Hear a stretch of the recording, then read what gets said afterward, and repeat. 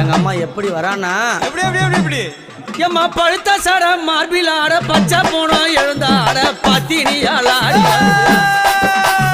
பழுத்த சட மார்பில் ஆட பச்சை போனோம் எழுந்தாட பத்தினியால் ஆடி வருகிறார் முக்கா சட மார்பில் ஆட அம்மா அந்த முக்கா சட மார்பில் ஆட முக்கா சட மார்பில் ஆட முண்டமெல்லாம் எழுந்தாட உத்தமியால் ஆடி வருகிறா யானையனூரா உத்தமியால் ஆடி வருகிறா